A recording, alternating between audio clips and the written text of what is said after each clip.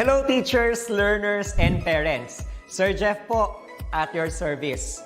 Alam nyo ba na meron tayong website na tinatawag na DepEd Commons?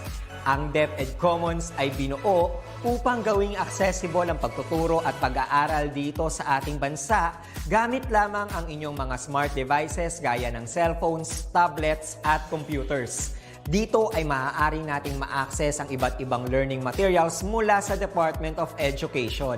Meron itong mga interactive materials, electronic self-learning modules, at instructional video lessons mula sa DepEd TV na tiyak na makatutulong sa pag-aaral ng mga mag-aaral galing ka man sa public o private school. Walang problema dahil welcome ang lahat dito. Para ito sa mga guro, magulang at mga mag-aaral mula sa kinder hanggang grade 12, alternative learning system o ALS, at pati na rin ang special education.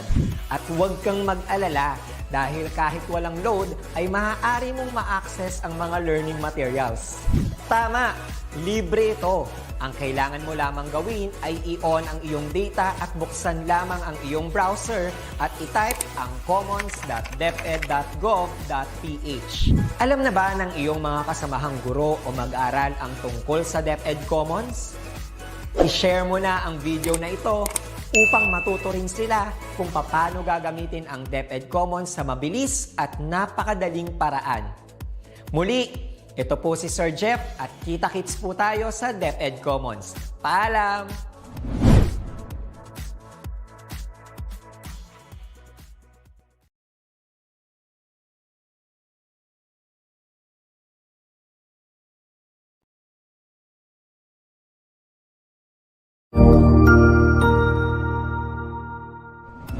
Magandang araw, Sir Wilbur po, at your service. Narito ang ETUlay upang gabayan ka sa inyong pag-aaral upang lubos na maunawaan ang iba't ibang paksa o subject. Ang ETUlay ay isang free online tutorial class na pinangungunahan ng ICT's Educational Technology Unit sa pamumuno ni Undersecretary Elaine Del B. Pascua. Ang programang ito ay hindi lamang para sa mga bata, kundi ito rin ay magsisilbing gabay sa mga magulang at mga guro kung paano nila ituturo o gagabayan sa bawat asignatura ang kanilang mga anak o mga estudyante. Sa kasalukuyan, ang self-learning module mula sa rehiyon ng Calabarzon at kilala sa tawag na pivot ang ginagamit sa ating ETUlay online class. Kaya ano pang hinihintay ninyo? Ihanda na ang inyong mga ballpen o lapis, papel o kwaderno at samahan kaming itulay ang pagkatuto para sa bawat batang Pilipino. Sama-sama tayong magtutulungan para malampasan ang mga hamon sa panahong ito. Halina't matuto kasama ang inyong online tutor sa oras na ito.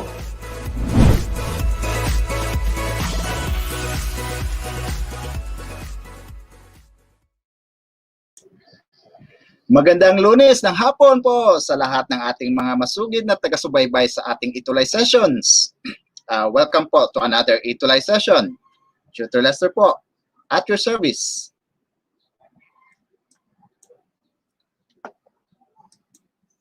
Right. We are on the 4th week of the final quarter of this school year. 4 weeks more to go na lang at may tatawid na rin po natin ang isang napaka-challenging na school year.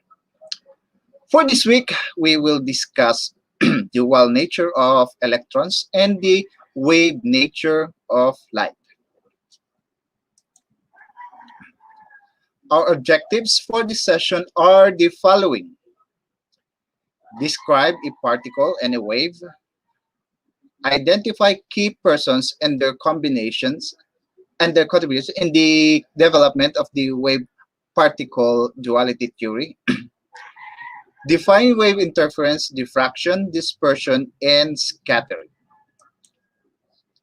And as usual, magsisimula po tayo sa ating tutorial session with a 5-question pretest. Simulan po natin sa unang katanungan, mga kaitulay.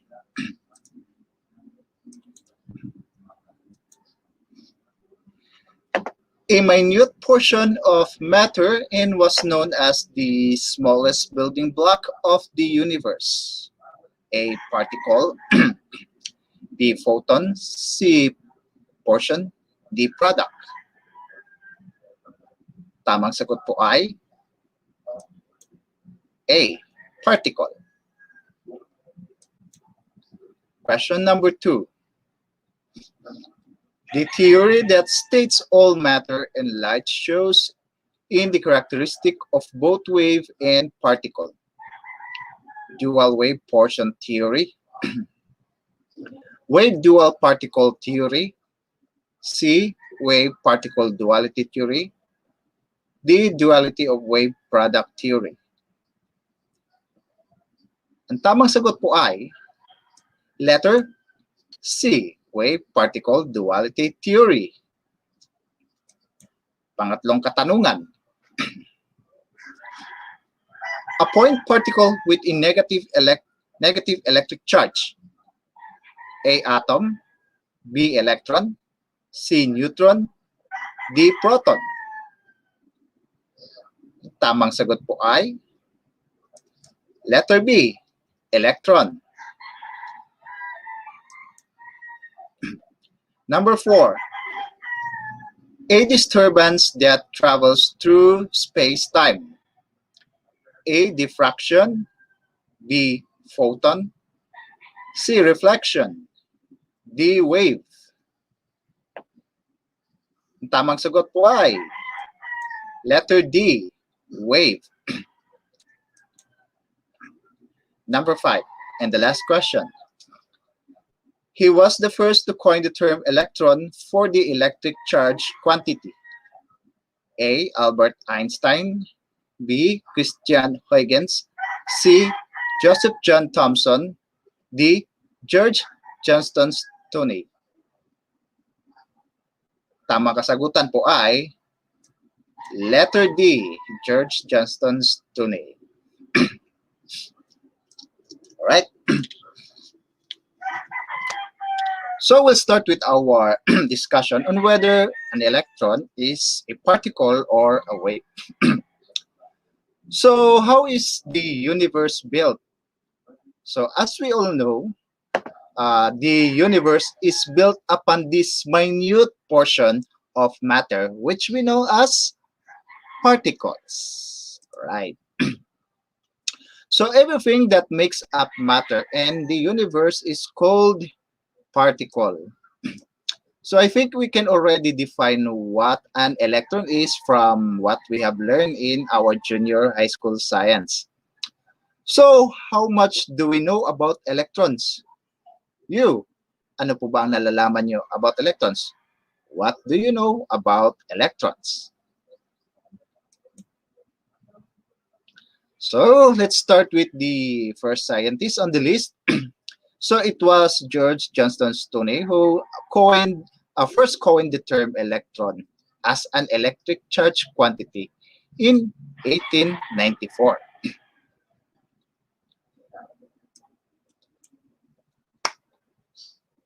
Then it was followed with Joseph John Thomson identifying electron as a particle. So in identifying electron as a particle, he uses the cathode ray tube experiments.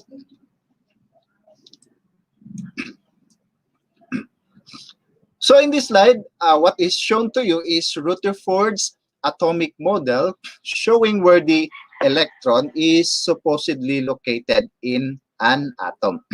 So dito po sa ipinapakita pong illustration, we can see here that the electron are shown to be orbiting around the nucleus of the atom.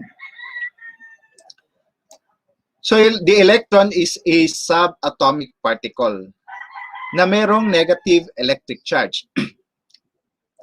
So it has no known structure and it is believed to be a point particle.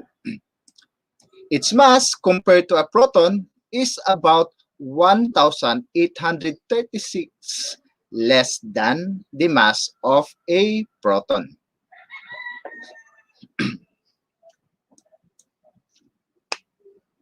So it was implied in our previous slides that an electron is a particle. So where does the idea of electron being a wave come from? So saan po nanggaling ang idea na ang electron ay isa ring wave? So let us first define a wave. So actually, we have already mentioned this in our previous discussions dito sa ETUlay. So in physics, a wave is described as a disturbance that travels through space-time and medium. And this is accompanied by transferring energy from one place to another. Speaking of medium, the medium may be a substance or a material that carries the wave. So a medium can be air, can be water, or other objects. So the wave medium, such as the air and water, does not actually make the wave. So it only transports the wave from the source to other locations.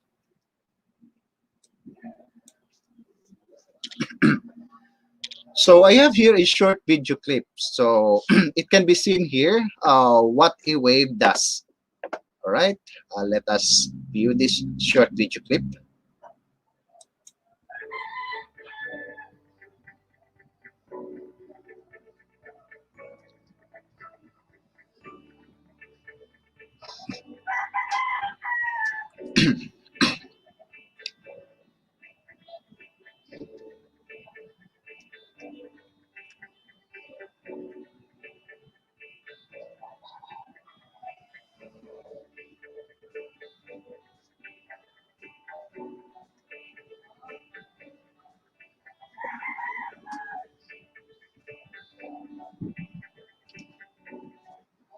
Right. So it can be seen in our short video clip that the coil is, when the coil is stretched, the coil assumes an equilibrium or rest position. And when it is repeatedly vibrated back and forth, you can see a disturbance is created, which travels through the slinky coil from one end to the other end. So yung disturbance na nakikita nyo po, okay, that is the wave. So an electron being a particle, so how can an electron, which is a particle, yet exhibit a wave-like behavior as shown in the video? So paano po nangyari yun? Okay. So first, let us recall in the previous week that we mentioned the scientist Christian Huygens as the proponent of the wave theory of light. So it was in 1678 in which Christian Huygens proposed the wave theory of light, in which, according to his proposal, okay, light is made up of waves.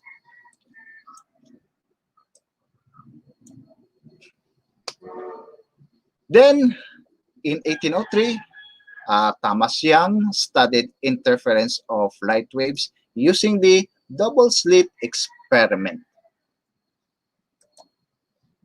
So dito po, in Thomas Young's experiment, so we can see here, okay, this is his setup. So he's shining light through a screen with two slits, okay, which are equally separated. All right. So the light emerging from these two slits will spread out. Okay, it will spread out according to Huygens' principle.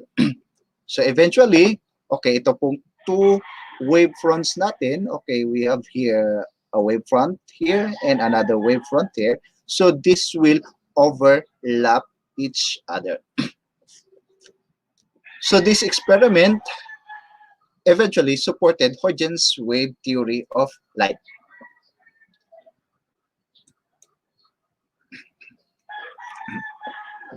And in the early 19th century, diffraction of light had been observed, which firmly support the wave theory of light over Newton's particle theory.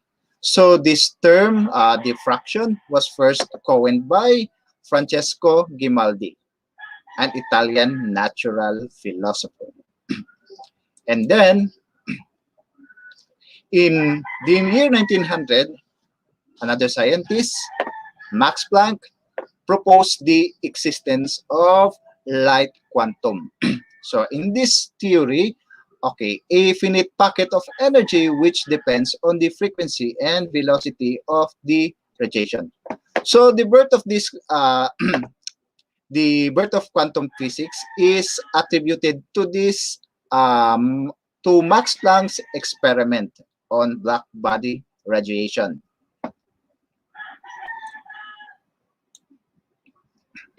Then in 1905, Albert Einstein proposed a solution to the problems of observation made on the behavior of light having characteristics of both wave and particle theory. So he used the works of Planck on the emission of light to form hot bodies. It was then Einstein suggested that light is composed of tiny particles called photons. And each of these photons has energy. So this finding of Einstein came to be known as the photon theory of light, which later led to the conceptualization of the quantum mechanics in the early 20th century.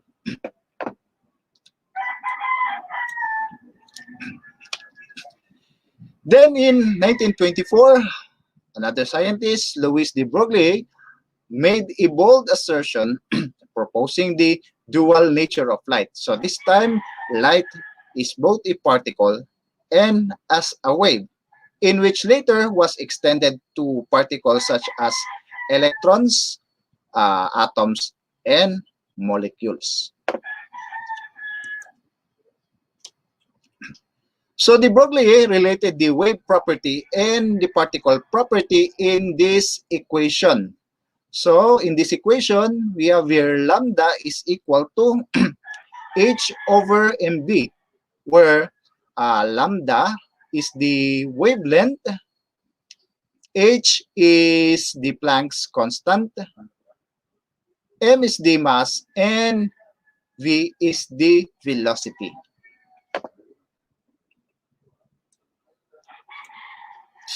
Excuse. Then in 1927, we have two scientists, namely Clinton Davison and Lester Germer, perform an experiment which would confirm de Broglie's prediction. So the experiment in which the electrons scattered by the surface of a crystal of a nickel metal displayed a diffraction pattern. So that diffraction pattern confirmed the hypothesis advanced by Louis de Broglie in 1924, which is the wave-particle duality theory. And this confirmation was an experimental milestone in the creation of the quantum mechanics. Right.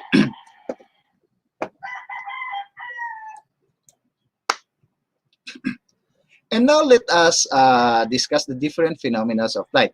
So last week, we had already mentioned dispersion. All right. So we can see here, okay, dispersion is the separation of white light into several colors or wavelengths.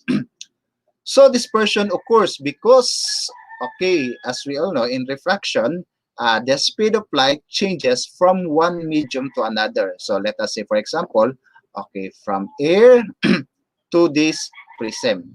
So the speed in air is different compared to the speed of light in the prism. So mas mabagal po ang speed of light when it enters through the prism. That's why you can see, okay, the slight bending of light.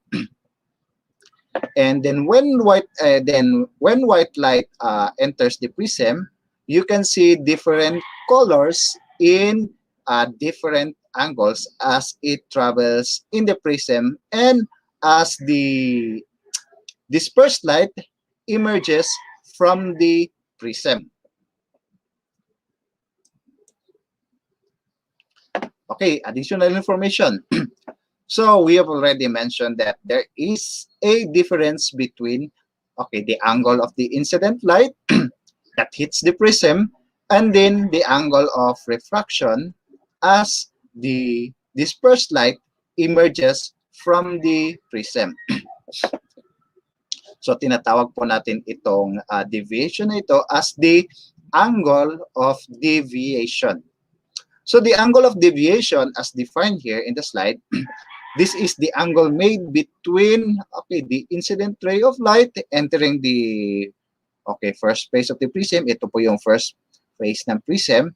And then the refracted ray that emerges from the second phase of the prism. Okay, so the difference between the angle of the incident angle of the incident light that hits this side of the prism, and then the angle of refraction created by the light exiting through this surface of the prism.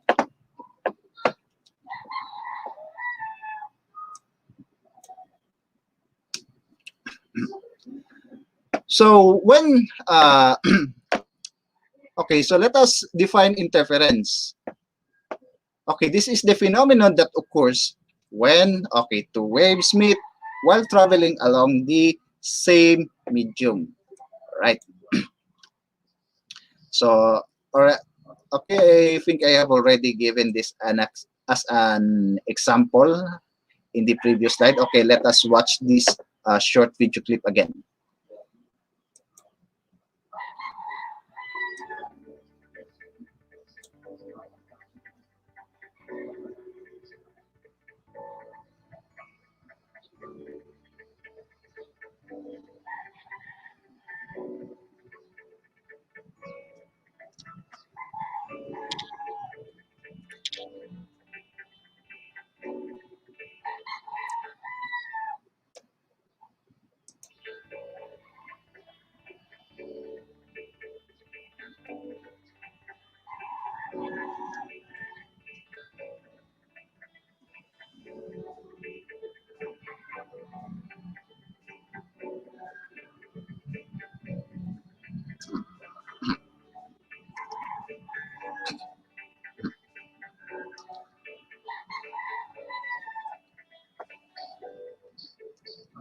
All right. So napanood po natin, okay, we were able to watch the waves in the spring, okay, meet. So nagsasalubong po ang dalawang waves, okay, as the slinky coil is vibrated back and forth. So, okay, from what you have observed in the slinky coil, ano po ang nangyayari when these two waves meet? So, do this wave destroy each other, or do they create a much bigger wave? Right? So there are, okay, what is this? There are two instances in which these two opposing waves may create. Okay, so first is constructive interference. So there are two types of interferences that happens when these two waves meet each other. So the first one is constructive interference. So this happens when, okay, two waves in phase meet and produce a larger amplitude wave. So para mas maintindihan po natin kung ano po ang sinasabi ng constructive interference, okay, let me share to you this another short video clip.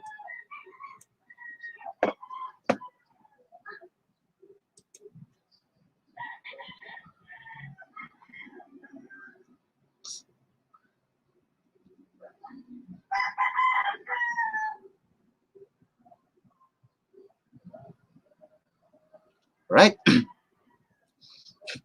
So, makikita po natin sa short video clip that I have just shared with you. So, it shows a constructive interference between two waves. So, as these two waves meet, they produce a wave with a much larger amplitude. Okay. Then, another type of interference is the destructive interference. So destructive interference, so this results in the cancellation of wave or the reduction of the wave amplitude. So this cancellation of wave or the reduction in amplitude depends on how out of sync these two waves are. And again, to show you an example, okay, let me share to you, okay, another short video clip that shows destructive interference.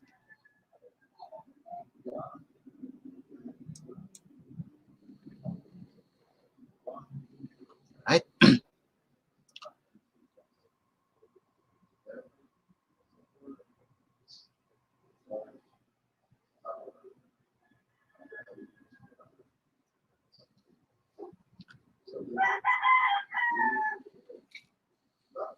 Okay. So it is clear, okay, it is clear that in this short video clip, we can clearly see how two waves that meet, okay, that meet, canceling each other out. All right. Okay, next we define the diffraction phenomena of light. So what is diffraction? So a diffraction happens when, okay, the light wave bends around the corner, right? So diffraction is the bending of light waves around the corner, as shown in the illustration in this slide, right? So it is shown here that light is bent around the corner. Okay, makikita po natin. So these are okay, so these are the wave produced. Okay, meron po tayo ditong slit dito sa gitna. Okay, there is a gap here.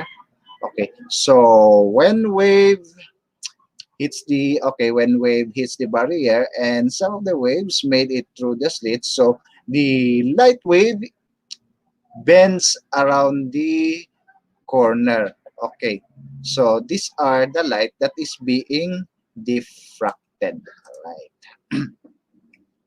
Okay, so this is diffraction using a single slit. Okay. If light passes between two slits, so this time may dalawa pong butas or dalawang hole. So when the incident light or the light passes these two slits, okay, we can see here that the incident light, okay, diffracts around the corner of these two slits, and as we can see, the emerging light from this slit interfere with each other. Right.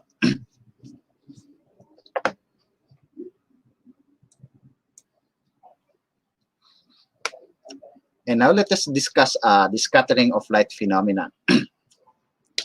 So the scattering of light, this is a phenomena in which, okay, light rays gets deviated from its straight path on striking an obstacle like dust or gas molecules, water vapors, and etc. So the scattering of light gives rise to many spectacular phenomena such as Tyndall Effect and the reduce of sunrise and sunset. So ito pong scattering of light, this explains why we can see the sky as very red during sunrise and during sunset. Okay, so let's start with Tyndall Effect. Okay, so Tyndall Effect, this is a phenomenon of scattering of light by colloidal particles. So Tyndall Effect, okay, this phenomenon, okay, it is used to identify a true colloidal solution. So we get to see the Tyndall Effect in our surroundings very often. Okay. Right.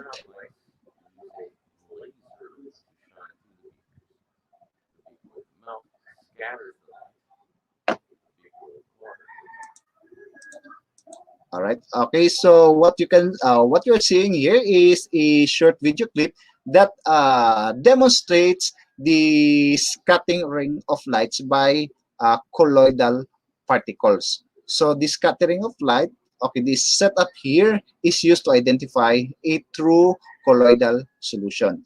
All right. Okay, let us continue watching this short video clip. Okay, ito po yung my colloidal solution and this is pure water.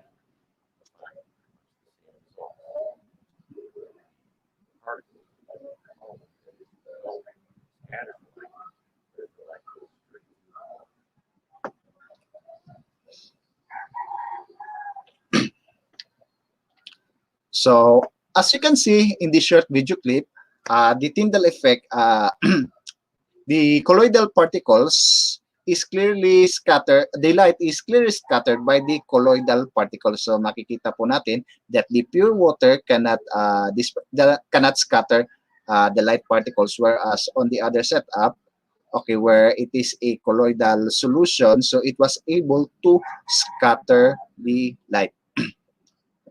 Right? Then another phenomenon of the scattering of light is called Rayleigh scattering. So this refers to the scattering of light of the molecules of the air. So, and can be extended to scattering from particles about a tenth of the wavelength of the light. So Rayleigh scattering only occurs when the particles are smaller than the wavelength of light. So it is the Rayleigh scattering which explains why we can see a blue sky and why we can see a red sky during sunrise and sunset. And again, okay, this is a short video clip that explains how Rayleigh scattering happens in a fiber optic wire.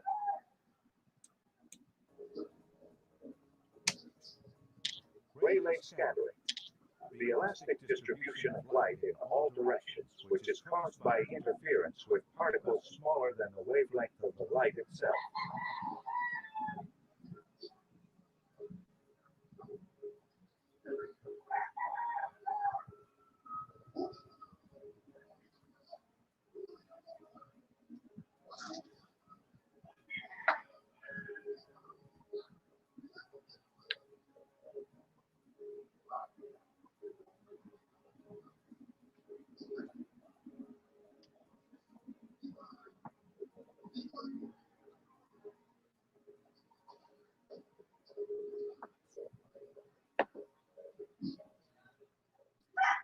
All right.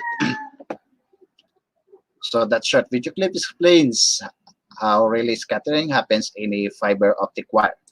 All right. So as I have mentioned, okay, it is Rayleigh scattering that can explain why we can see a blue sky and why we can see a red sky during sunrise and sunset. All right. So now let me give you this summary of the things I have discussed for this week. So first, electron both exhibits wave and particle properties. Second, the different phenomena of light the light exhibits are the following: okay, dispersion, diffraction, and scattering, which includes Tyndall effect and Rayleigh scattering. Alright, so at yan po ang ating tutorial session for this week. So sana po nakatulong po ang ating tutorial session dito sa ETUlay para mas maintindihan nyo po ang inyong self-learning module sa Physical Science for Week 4. Ilang linggo na lamang po at may tatawid na naman po natin ang school year. So ito po ang inyong tutor sa session ito. Tutor Lester po, at your service.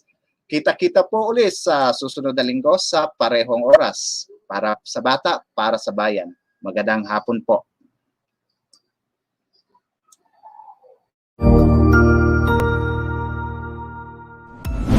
Sigurado ako na marami ka na namang natutuhan sa ating ETUlay tutorial session ngayong araw. Tandaan, ito ay hindi lamang para sa ating mga mag-aaral, kundi pati rin sa ating mga minamahal na guro at mga magulang na kaagapay natin para maituloy ang pagkatuto sa kabila ng nararanasang pandemya. Patuloy ding sumubaybay sa DepEd TV para sa mga araling ginawang video episodes. Mapapanood ito mula Lunes hanggang Sabado, alas 7 ng umaga hanggang alas 7 ng gabi sa inyong mga telebisyon. Abangan bukas mula alauna ng tanghali ang iba pang aralin sa ating ETUlay free online tutorial session sa English. I-like and subscribe at manatiling nakasubaybay sa ating ETUlay tutorial session sa DepEd Edtech Unit FB page at Educational Technology Unit channel sa YouTube at sa DepEd Tayo at DepEd Philippines social media accounts. Paalam!